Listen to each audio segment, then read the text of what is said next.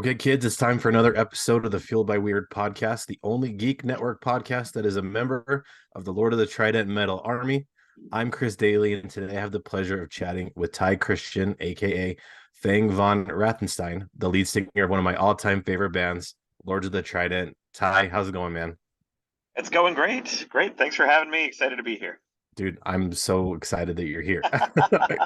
Can't get over it. Yeah, I mean, I found you guys, I think it was like a year ago, and I've been listening to you constantly nonstop. My friend pitched you guys as the band that you listen to when you play D&D, and I think that was the perfect description. So you guys are great. I'm so glad to talk to you today. Awesome. Well, glad to be here. Thanks so much. No problem. So usually when we start this show, we'd like to do an icebreaker question just to kind of get to know each other a little bit better. So today's icebreaker question is a hot dog a sandwich? Ooh, I've heard a lot of debate about this Mm, online. Is a hot dog a sandwich or not? And I I think I would have to go with yes. I mean, it is. If anything, I suppose it depends on in what direction you look at the hot dog, because sure. theoretically, I suppose it could be an open faced sandwich if you really Yeah. want to think about it that way. I think that another way to think about this is an open faced sandwich technically still a sandwich? It's called an open faced sandwich, and Right. if your answer to that is yes, then the hot dog is also a sandwich. Yep, I agree for the same reasons. All right.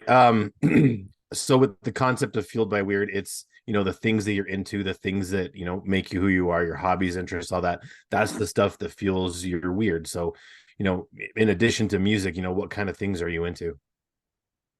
Oh, are we talking about just weird things or just things in general? Any kind of thing, fair game. Yeah, yeah. I really enjoy arcade games, pinball, and that kind of stuff. I'm more of an arcade gamer than a pinball. I think more or less, I sort of grew up with a with an arcade just down the street from me, and so I spent a lot of time, a lot of my a lot of my formative years, just taking my bike down to the arcade. So I really enjoyed video games from a young age, and that kind of got me into being interested in Japan, and just Japanese culture in general. And so when I went off to college, that was one of my three majors was Japanese. I did a triple major because I'm an idiot. So Mm. it Oh man. was way too much work, way too much time. I just had a lot of likes when I went off to college, so I couldn't pin them down. Yeah. But yeah, I'd say arcade games and pinball. And speaking of that and Japan, I also have an unhealthy obsession, I think, with Japanese toilets. I really think Japanese toilet technology is amazing, and I could spend probably an entire podcast talking about how Japanese toilets are so cool and so much so superior to toilets in the United States. Nice. That's awesome.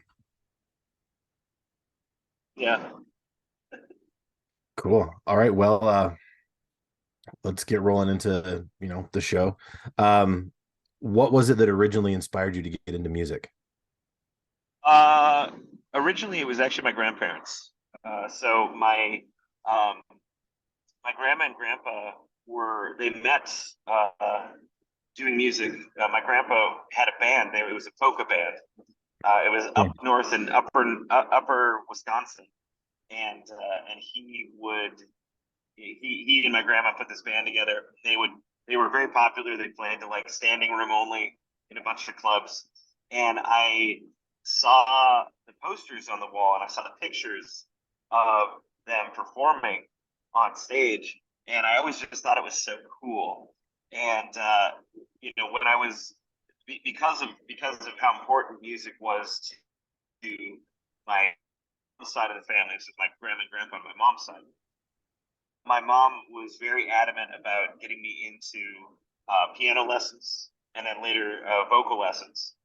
And so I was, ever since I was probably about 8 years old, I was doing some form of music lessons, and we would always there would always kind of be some music playing in the house pretty often. So I was kind of surrounded by it, and you know, I had my family had a background in doing music, so that led me to the obvious conclusion of, you know, when I was getting to be a young teenager of, oh, I'm going to start a band, because I wasn't really feeling the classical piano, so to Sure. speak. I was more into music at the time. I think most teenagers, you know, eventually uh, fall off of the classical music train and end up in rock and roll.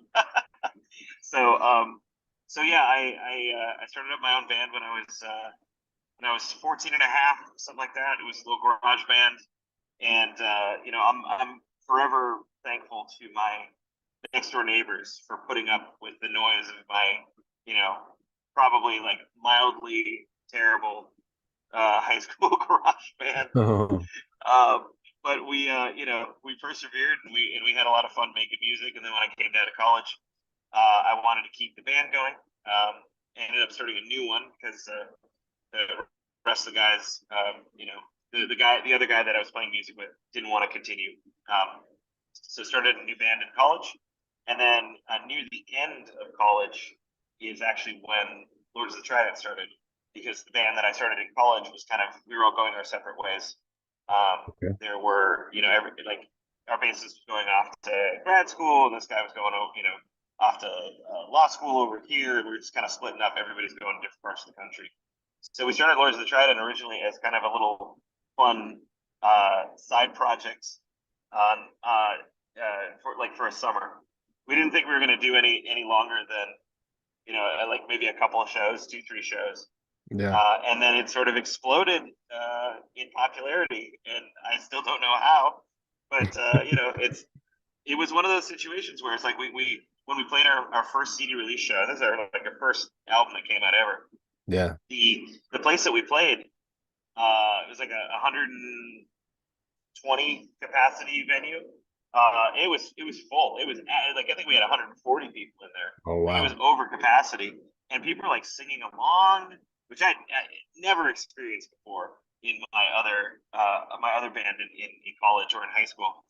And you know, we were just kind of flabbergasted. So I think we were down in the green room after the gig, kind of looking at each other, going like, "Well, I guess we keep this going." And it's been 15 years, and we've traveled the world and traveled the country, and yeah, we got, you know, 10 releases now. So That's awesome. Yeah, and I've got family actually from Milwaukee, so I hear that music's kind of a big thing in Wisconsin, so that's cool. yeah, yeah, for sure. Very cool. So when you're coming up with songs, what how do you go? What's your process of when you're doing the writing of songs? Yeah, so typically, one of the two guitarists will come up with like a couple of riff ideas, or sometimes in the case of the Baron, aka Brian, he usually puts together like an almost completed track by himself, because he's got a background in music composition, and he's incredibly, insanely talented Yeah. compositional mind, you know.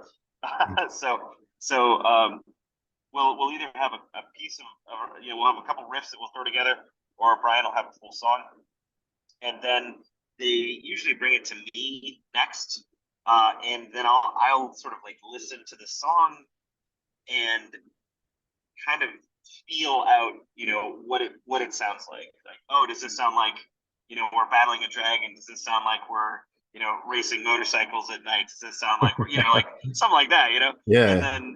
And then we'll form lyrics. I'll form lyrics and a general melody for the song off of the ideas that, off of kind of what the song brings up for me in my brain.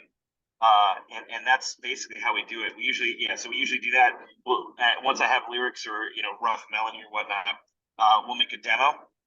So I'll just record myself over the top of what they've already done, and then we send it out to the rest of the guys, to the bass and drums, and then bass and drums will listen to it and come up with their parts see if they want to modify things, and then we get together and play it a few times, and then we'll, if anything changes in the song, which is, I would say, is kind of rare usually, but if anything's going to Sure. change in the song, we'll play it a couple times, and then we'll come up with ideas and we'll talk them through in person with the full band and make the changes. I know a lot of bands will write songs by like getting everybody in the same room and jamming on an idea, Yeah. and until it's a full song.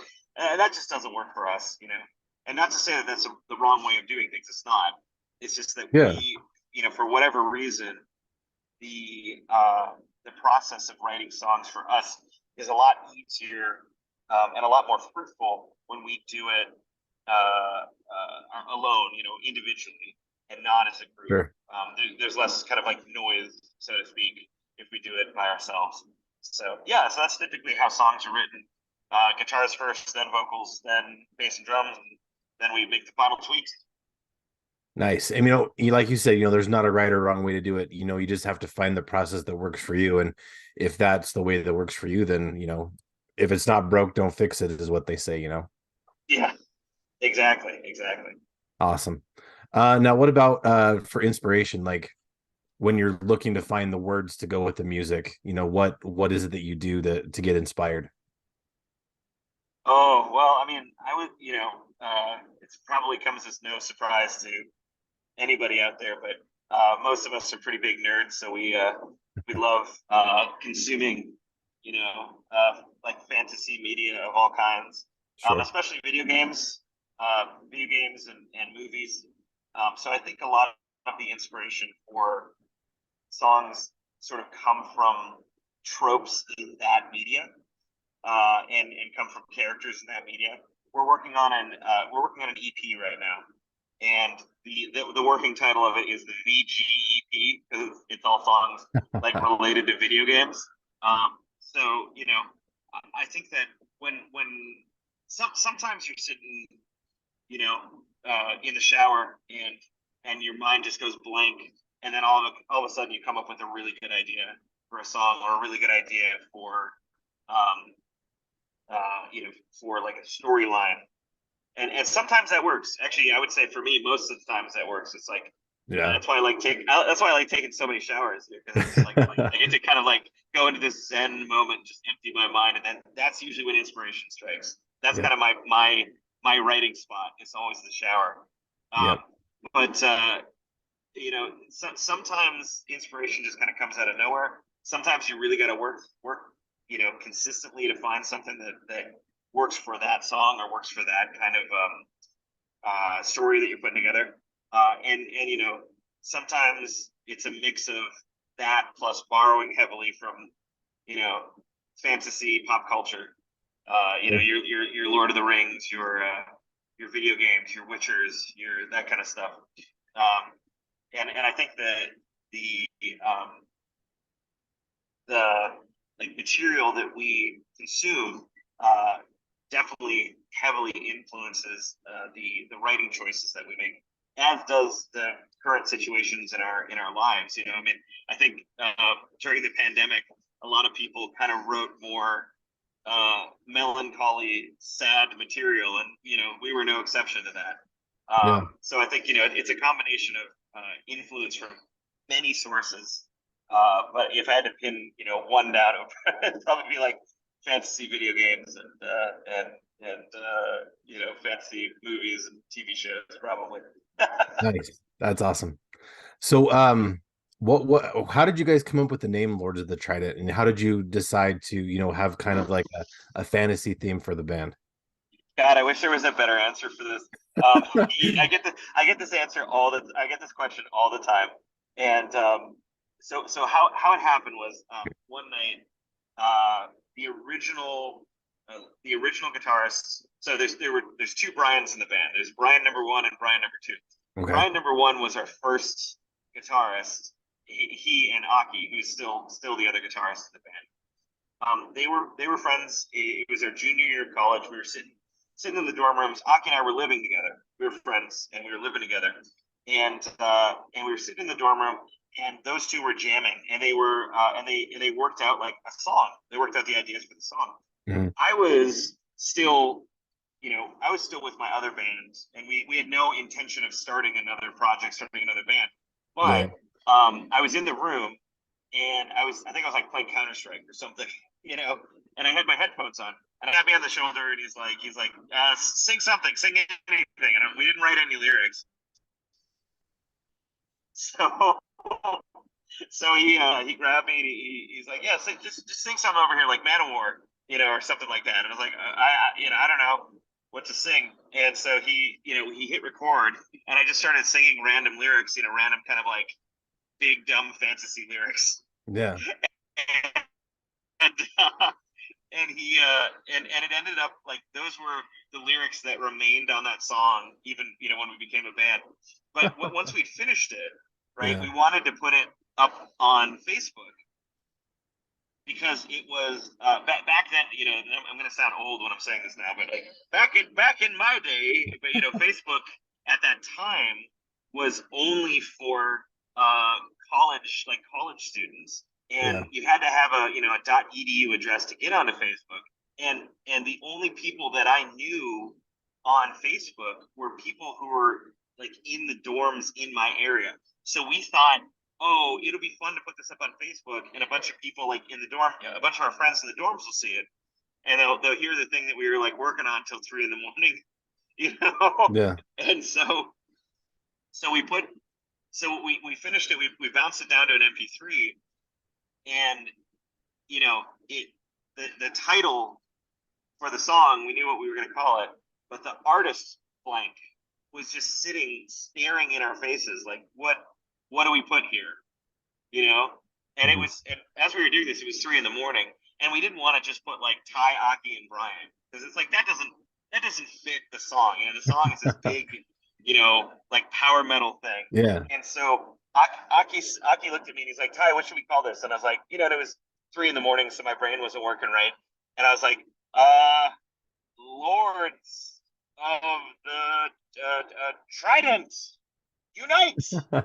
And so we called ourselves Lords of the Trident Unite for the longest time, and we ended up dropping the Unite part because everybody was just saying Trident. Oh, we're gonna see Lords of the Trident. We're going to Trident practice. We're going something like that.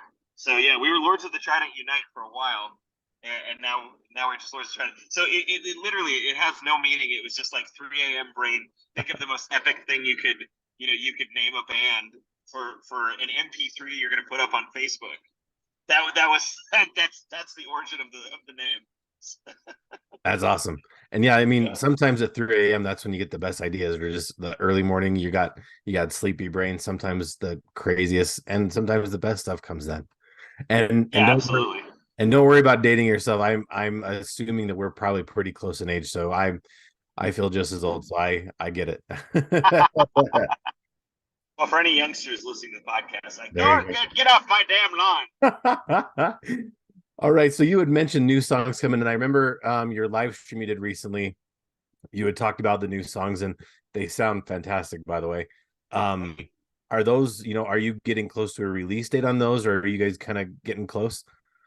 So we're right now in less than 2 weeks. We've got Mad Power Fest, which is our big power Yeah, metal and arcade and pinball festival.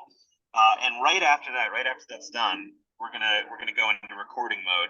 And I think we should be able to finish recording everything by the end of the year. So awesome. I suspect that we will have like an early 2024 release date for the EP. At the same time, we're also still writing. We're even though we've got the EP that we've got to finish, we're writing material for the next album too. Awesome. So I think that we'll probably I think we'll probably end up finishing the album sometime in 2024. I can't guarantee we'll finish recording it by the end of the year, but Yeah, I think we'll probably finish writing it by the end of the year. At least I hope. So, rad. And you brought up Mad with Power. I was actually going to bring that up next. Do you want to, for people who don't know, do you want to talk a little bit about Mad with Power and just, do some props for it? I do, yeah. So Mad Power Fest is North America's largest power metal festival now officially. We have, we've eclipsed all of the other power metal festivals in North America. We're now the biggest. Madison Power is an arcade, pinball, and heavy metal, power metal, festival that we run in Madison, Wisconsin. It's a yearly festival. It's a 2-day festival. It's coming up on August 18th and 19th this year. 6 bands a day, and we bring these bands into a gigantic venue, and we fill all of the available wall space with free play arcade and pinball games. Oh, nice. So while you're waiting for bands to switch over, or while you're waiting, or if a certain band is maybe not your cup of tea out of the 6 bands we've got, you can go play arcade games, pinball games to your heart's content, or you can play pinball like while watching the bands. You could try to multitask if you have that sort of ADHD brain. You can go for it. That's awesome.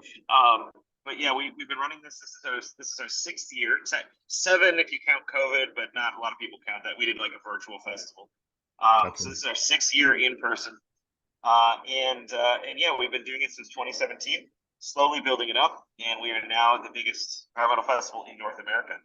And very excited for this year. This is our first year in our new venue. We've been doing it at the place called the High Noon Saloon, which is about 500 capacity venue the last couple of years, and we just kept selling it out. So we said, okay, we got to move to a bigger venue, get a bigger stage, and so we moved to a place just down the road in Madison called the Sylvie, and the Sylvie instead of 500 people, it holds 2,500 people.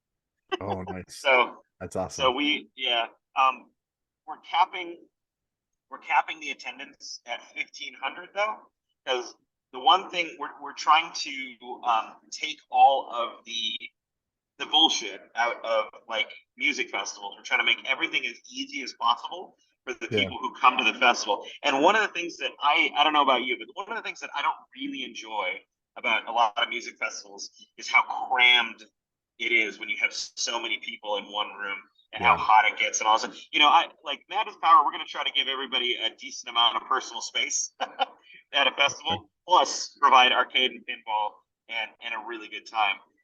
So we're doing that. Additionally, talking about removing the bullshit from festivals, we are the first, and as far as I know, we are the only festival in North America to take on Ticketmaster and say to Ticketmaster, we will use you only if we show the final price with all the service fees and all the extra crap you throw in to the consumer. We for many years until this year, until we moved into this festival, we actually built our own ticketing system so that we could completely remove all fees from the festival ticket price, because because nobody likes paying stupid service fees and convenience fees and credit card fees and all that sort of stuff. So we built our own ticketing system specifically so we didn't have to deal with that, and so that people coming to the festival didn't have to deal with that. When we moved into the Sylvie, we're now, unfortunately, we are contractually obligated to use Ticketmaster. There's no way around it if we want to use the Sylvie. But we said, okay, we will use Ticketmaster. However, we're going to need to see the final price, and that's the price we're going to put on the website. And I don't think any other festival has done that. And interestingly, about 3 months after we did that, the U.S. Congress put together a bill that said, okay, Ticketmaster, you can charge fees, but you cannot, put one price on a website, like tickets are $25, and then once you get through the fees and the taxes and all that sort of stuff, it ends up being like $60. Yeah. Right. So I think Joe Biden was a fan of Lords of the Trident and saw what we were doing, and said, that's a good idea.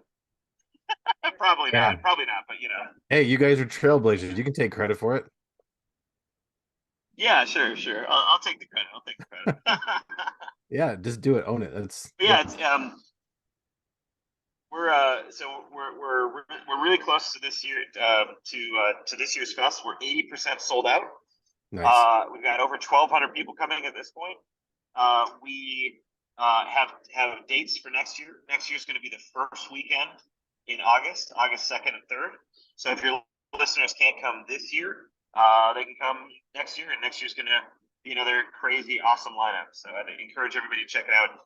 Details are at madwithpowerfest.com. So you can check that website out for further details. Yeah, awesome. And we'll link the website. We'll share this out to everybody. So we'll definitely help get the word out. Cool, cool. Awesome. Well, I don't want to keep it much longer, being the weekend. So I want to kind of wrap this up with a final thought. If there was a bit of advice or some kind of words of wisdom you'd give to creatives out there, what would it be? Oh yeah, that's an easy one. I've put together kind of a DIY centric um, video series called Words of Fang that tries to help up and coming bands do things in a very DIY fashion. Like print their own shirts, do their own marketing, book their own tours, make their own flight cases, all that sort of stuff. So I have a lot of experience answering this question and also kind of delving into that. And the one thing that I would say to creatives out there is don't wait. Like just try it. Whatever you think you need to raise money for, whatever you think you need to hire a professional for, just give it a go. Right now, we're lucky to live in a time where we have the entire world's knowledge like in our pants on our phone. Yeah. And and like we can essentially pull out our phone and type, how do I do X, Y, or Z into YouTube, and you'll find 4 or 5 or 6 or 20 tutorials. How do I change the oil on my Toyota Prius? It's like there's a million tutorials online telling you how to do it. So if there's a million tutorials on that, there's also tutorials on how do I become my own publicist? How do I print my own T-shirts? How do I set up my own website? How do I do effective marketing? There's so much material on the internet for free on how to do all of these things that there's no harm in giving something a go. What I would say, a lot of people say to themselves like, well, they look at music videos maybe that we've made or that other bands have made, and they say, well, I'm going to need a lot of equipment, or I'm going to need a lot of expertise to make something like that, or some, they're hesitant to do it because they think it'll look amateurish. And what I say to people who get into that situation is like, it's very, very good to have a suck filter. It's very good to look at something that you've created and say, that's not good enough. I'm not going to put it out into the world. But that shouldn't stop you from attempting to do it. Because what I'll say is every single time we've made a music video, I've learned something from it. I've learned how to do this thing or that thing, or I learned how to like shoot better for next time. And you get the guys together and you make a music video and you edit it, and at the end of the day, people say, that's not good enough. We don't want to put that out. That's not a waste of time. You just taught yourself how to do it again, one step better the next time you do it. So I would say for any creatives out there who are waiting to do something, just stop waiting. Take the first step and just do it. And if it doesn't turn out the way that you want, and you do end up having to hire out services, that's fine.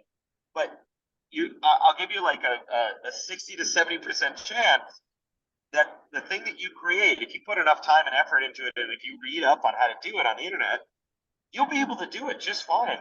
You'll be able to get as good as some of these people who charge thousands of dollars for their services and get the same result. So, I mean, there's nothing stopping anybody anymore, really. There's really nothing stopping anybody. So just go do it. Just start.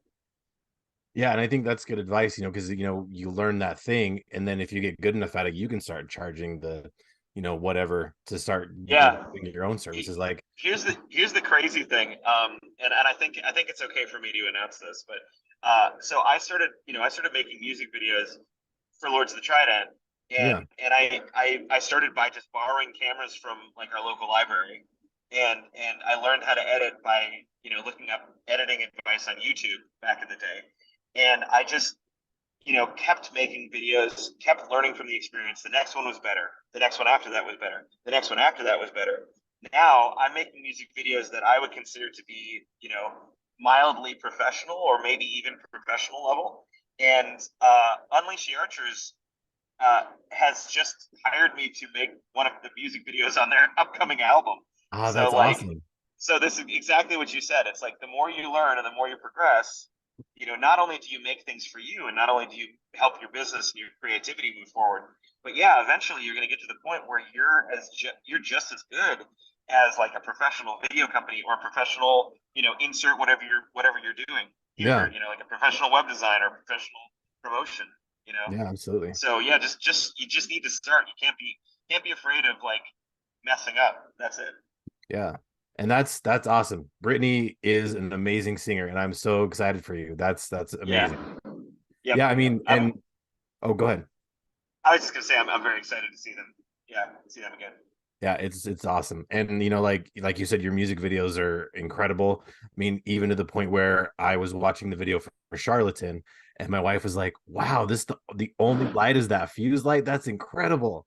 So yeah, so my wife's a fan now, and it's weird because she doesn't really like any of the music I'm into. So the fact that I got her onto you guys is incredible. And like you said, you go to learn stuff. I wanted to be a podcaster for a long time, but I didn't have anyone to edit the audio. And I was like, well, why don't I just learn how to do it?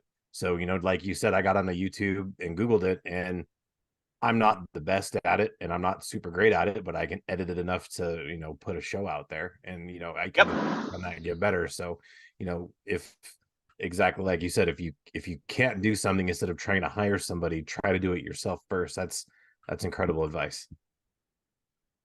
All right, man. Well, like I said, I kind of already don't want to keep you longer than I have to, even though I really love talking to you because this is incredible. Um, let's give you a chance to plug, whatever you guys want to plug. Where can we Yeah. keep you guys? Well, I would say the number one place to find us is just lordsofthetrident.com. You can find pretty much everything, links to everything we do there. And then I would say the next place to check is YouTube, just youtube.com/Lords of the Trident, or just type Lords of the Trident into Google. We're like the first 50 pages, then it gets weird.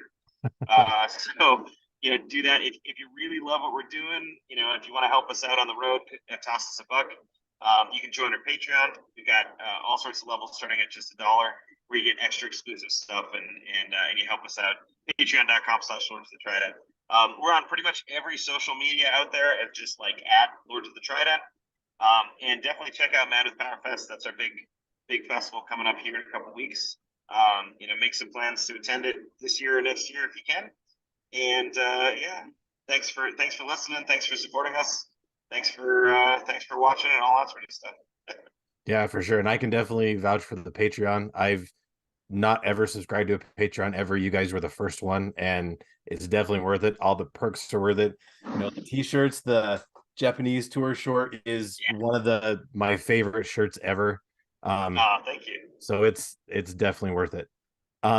So to plug myself really quick, you can find this interview and all sorts of other nerdy news on geek-network.com. News, reviews, all sorts of upcoming things. You can find us on social media at GeeksAZ on Twitter and Instagram. Facebook is Geek Network. I am CD is Weird on Instagram. The music for the show is by Polygon Horizon. Go check them out on Bandcamp. The logos for the show are by my friends Chris Chandler and Mike Belcher. Go find them on Instagram and Twitter. And if you like the show, please leave a review and tell your friends. Word of mouth is our friend. And remember, kids, to embrace the things that fuel your weird and always geek responsibly. Ty, thank you so much for talking to me today. Thanks for having me.